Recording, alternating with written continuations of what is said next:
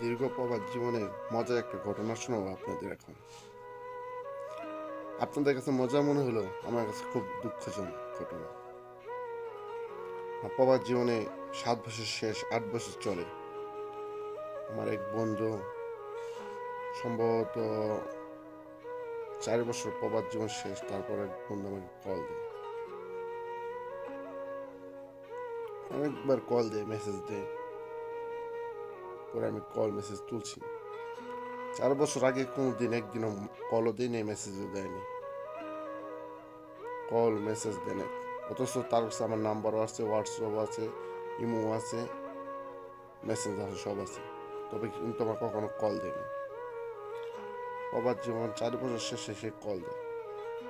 পরে আমি কলটা উঠে বলে, কি অবস্থা, ভালো আছিস নি? হ্যাঁ, আমি বলছি আলহামদুলিল্লাহ ভালো আছি, তুই কি অবস্থা, ভালো আছিস নি? পরে হঠাৎ করে বলে, বন্ধু আমি খুব বিপদে আছি, আমাকে একটা হেল্প করতে পারবি? আমি বললাম, কেমন হেল্প? বলতে, কিছু টাকা দিতে হবে। পরে বললো, কত টাকা? সে বলল, 2,000 টাকা দিতে হবে। আমি বললাম, দেখ ভাই, এখন তো মাস শেষের দিকে, আমার কাছে টাকা পয়সা নাই, তবে 2,000 টাকা না, 1,000 টাকা দিতে পারবো।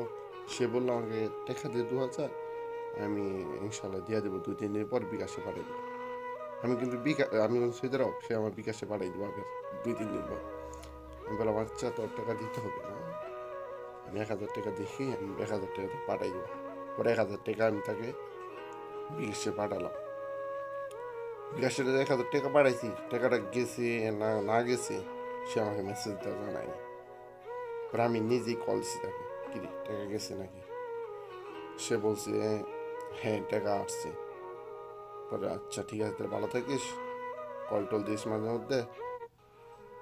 বলছে আচ্ছা ঠিক আছে, তুইও ভালো থাকিস। এটা গেছে 4 বছর শেষ, 4 বছর আগের ঘটনা। আজও পর্যন্ত সে ব্যক্তি আমাকে কল দেয়নি একটাবার। হয়তো আপনারা বলতে পারেন, বন্ধু মানুষ 2,000 টাকা চাইছে, 2,000 টাকা দিতে না, কিন্তু আমার যে এই 1,000 টাকা দিয়েছে, 1,000 টাকার মধ্যে কতটা পরিশ্রম লুকিয়ে আছে। প্রবাসীদের প্রত্যেকটা টাকার মাঝে নিজের রক্তকে পানি করা দাগ রয়েছে। শুধু আমি না, সকল প্রবাসী। হে আজও পর্যন্ত আমাকে কল দেয় নাই।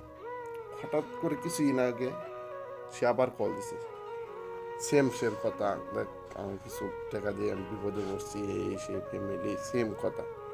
এখন আমি তাকে টাকা দিব না, আপনার এটার সঠিক জবাবটা দিবেন। বন্ধু তো তাকেই কয় না যে শুধু বিপদে বললে সে বন্ধুর খবর নিবে, তাছাড়া বন্ধুর খবর নিবে না। এভাবে যদি বন্ধু হতো, তাহলে দুনিয়ার কোনো বন্ধু টিকতো না।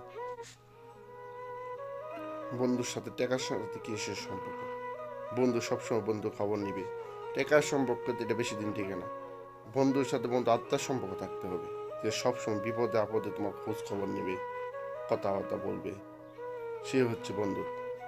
সে হয়তো আমার এই কথাগুলো শুনবে, আমার এই আজকের কথাটা শুনবে, তার সাথে আমার মেসেঞ্জার আছে, ফেসবুক আছে, হয়তো সম্ভবত সে আমার কথাটা শুনবে, তার উদ্দেশ্যে আমার কথাটা বলা। আমি তার নাম বলবো না, সে হয়তো ইনশাল্লাহ এই কথাটা শুনবে। সে কাজটা করছে, হয়তো এর কাছে কিছু মনে হয়নি, কিন্তু আমার কাছে খুব কষ্টদায়ক মনে হয়েছে। তাই আছে কথাটা আজকে আপনাদের মাঝে শেয়ার করলাম, বুঝছেন নি? আপনারা পুরা ঘটনাটা শুনে এখন আপনি আপনি আমাকে বলবেন, দেখেন তাকে এখন টাকা দেওয়ার আবার চলে না চলে না, আপনার মন্তব্যটা করবেন। ইনশাল্লাহ যে যেখানে থাকুক ভালো থাকুক, এই দোয়াই করি। কার প্রতি আমার দুঃখ নাই,